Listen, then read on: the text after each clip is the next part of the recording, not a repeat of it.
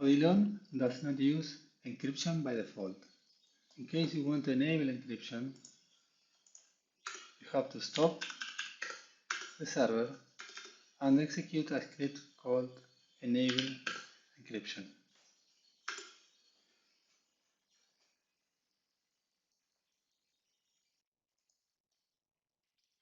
The script will generate two encryption keys.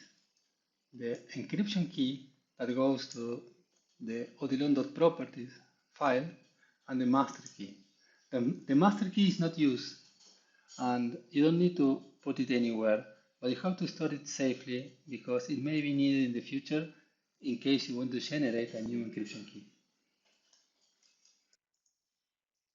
Now we have to edit odilon.properties file and change encryption enable to true and copy the encryption key provided.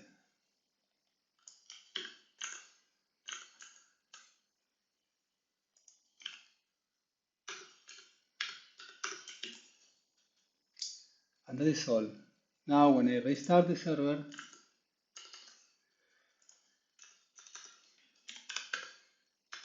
it will have encryption enabled.